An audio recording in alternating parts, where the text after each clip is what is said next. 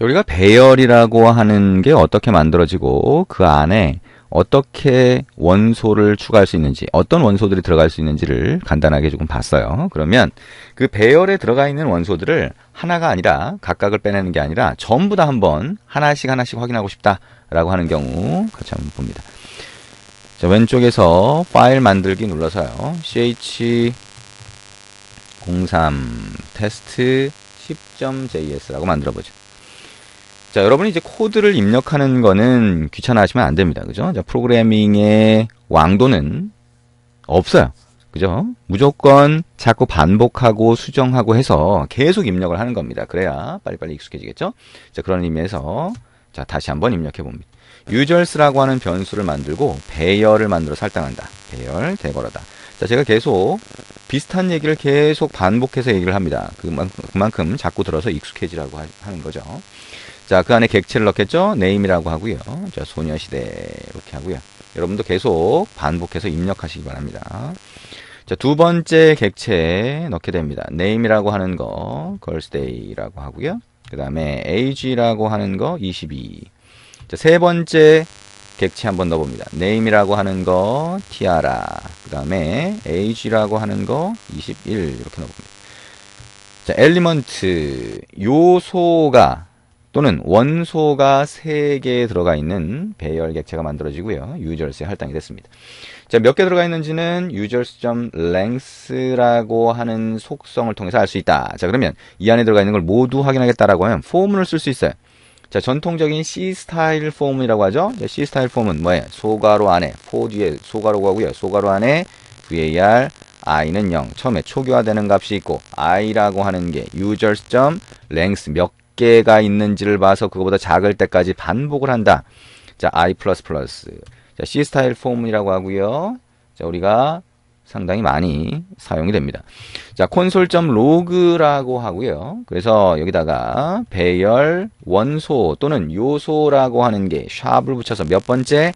i번째. 인덱스를 그냥 붙이자는 거죠. 그 다음에 플러스라고 하고 그 값이 뭐냐? 땡땡 뒤에다가 붙이겠다. users라고 하는 거에 i번째 원소의 .name이라고 하는 속성을 확인하시면 되겠죠.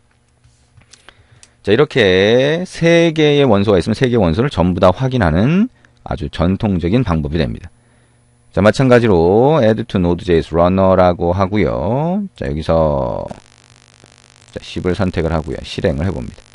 자, 그러면 3개의 값이 출력되는 걸 볼 수가 있죠. 자, 근데 이 C 스타일 포문이라고 하는 거는요, 그 요즘 언어, 뭐 꼭 요즘 언어가 아니더라도 그렇게 얘기가 되긴 하지만, 어쨌든 요즘 언어에서는 되도록이면 권장하지 않습니다.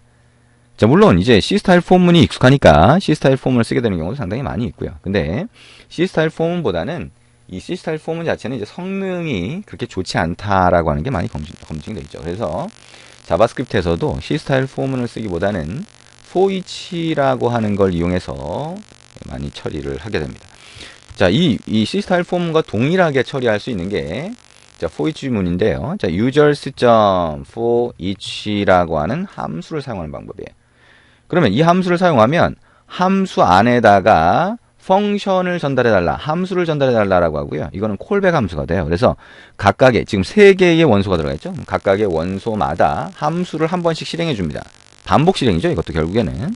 그래서 함수, 펑션을 집어넣고, 자, 함수니까 펑션 뒤에 익명 함수를 집어넣으려면 소괄호 오고 바로 중괄호 엔터가 됩니다. 자, 근데 여기에 파라미터를 전달해줘요. 자, 그래서 첫 번째 파라미터, 자, 각각의 엘리먼트, 아이템이라고 할 수도 있고요. ELEM 이렇게 잡아도 됩니다. 이름은 뭘 넣든 상관이 없죠. 그 다음에 몇 번째 것인지 인덱스 값이 넘어와요. 그러면 어떻게 하냐? console.log라고 해서 자, 배열 원소 똑같이 한번 해볼까요? 여기랑 자, 샵이라고 하고요. 여기다가 인덱스 값이 인덱스가 되니까 자, 이렇게 붙일 수가 있겠죠? 그 다음에 users 위에 C 스타일 포문에서는 users i번째에 네임을 했지만 여기서는 그 각각이 ELEM 이라고 하는 걸로 넘어오는 거죠. 그럼 ELEM이 각각의 원소를 얘기하니까 .name이라고 바로 붙이면 됩니다. 코드가 훨씬 읽기 쉬워졌어요. 그래서 for each라고 하는 함수만 좀 익숙해지면 자, 이 함수를 사용하는 게 훨씬 더 좋은 방법이구나 라고 생각을 하는 경우가 많이 있습니다. 뭐 이게 꼭 좋다 나쁘다를 얘기할 수는 없지만 어쨌든 자, 이게 성능 면에서 보면 자, C 스타일 포문은 그렇게 권장하지 않는다라고 하는 차원에서 for each를 쓰는 경우도 상당히 많이 있다. 자, 테스트 10이라고 하는 거를 다시 실행을 해보면 저렇게 똑같이 출력되는 걸 볼 수가 있죠. 그러니까 결국에는 동일한 결과를 만들어낸다라고 하는 걸 여러분이 아실 수가 있을 겁니다. 자, 그럼 이렇게 배열이라고 하는 거 안에 들어가 있는 원소를 확인하는 방법을 우리가 봤고요. 자, 여러분이 이제 책에 보시면 자, 자, 저는 이제 교환으로 좀 볼 텐데요. 자, 우리가 이렇게 배열이라고 하는 거를 연습을 해보고 나면, 아, 배열에다가, 아까 우리가 한 것처럼 푸시라고 하는 걸 하면 배열의 뒤쪽에다가 뭔가를 추가할 수 있다. 그죠? 원소를 추가할 수 있다. 근데 앞쪽에 추가하고 싶으면 어떻게 하냐? 그 다음에 뒤에 있는 거를 빼보고 싶으면 어떻게 하냐? 라고 하는 거를 생각을 하게 돼요. 그러면서 나오는 게 푸시, 팝이 나옵니다. 그 다음에 언시프트와 쉬프트가 나오게 돼요. 자, 그리고 자, 중간에 만약에 추가하거나 삭제를 하고 싶다라고 하면서 나오는 게 스플라이스라고 하는 게 나오고요. 그 다음에 배열을 복제하는 경우가 있어요. 왜냐하면 그걸 그대로 쓰는 게 아니라 그걸 복사해서 새로운 걸 만들고 싶다라고 하는 경우에 슬라이스라고 하는 걸 사용하게 됩니다. 자, 먼저 푸시 팝, 그 다음에 쉬프트, 언쉬프트, 자, 언쉬프트, 쉬프트죠. 자, 그거 같은 경우에는 상당히 많이 씁니다. 그 중에 푸시 팝이 가장 많이 쓰이는 거라고 할 수 있죠. 자, 원소를 추가하거나 또는 빼는 경우, 자, 그림을 보니까 금방 이해가 되죠. 그죠? 자, 0, 1, 2, 3이라고 하는 인덱스로 해서 4개의 원소가 들어가 있다라고 했을 때 하나 추가하고 싶다라고 하면 푸시를 집어넣고요.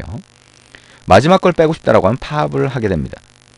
우리가 보통 이제 자료 구조라고 하죠. 자료 구조라고 하는 거에서는 자, 스택이라고 하는 것과 동일한 처리가 됩니다.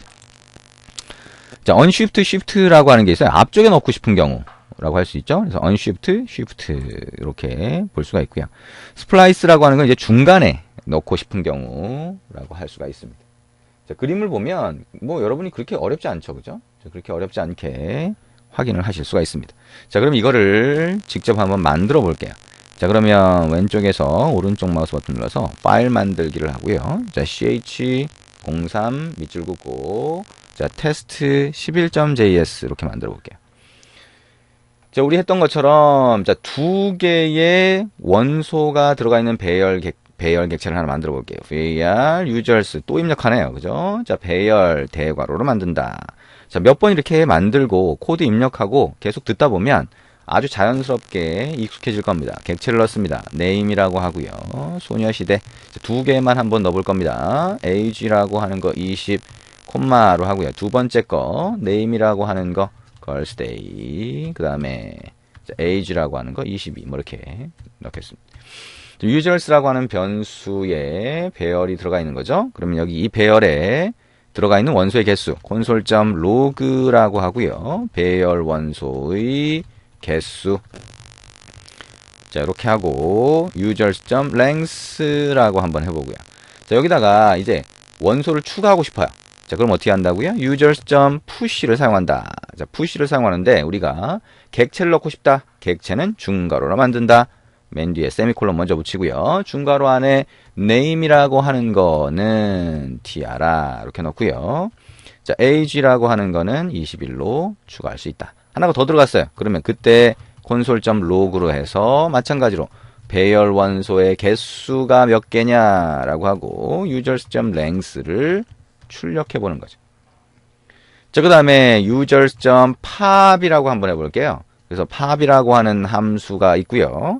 자, pop을 통해서 우리가 확인한 데이터, 자, 뭔가 리턴이 된다라고 하면 var이라고 해서 ELEM으로 한번 받아볼게요. 엘리먼트의 줄임말로 우리가 쓰는 거예요.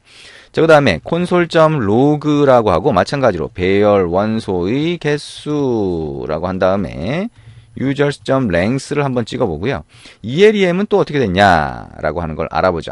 자, console.log라고 해서 자, pop으로 자, 확인한 세 번째 요소 라고 하고요. 확인한 꺼낸이라고 할까요? 꺼낸 거니까.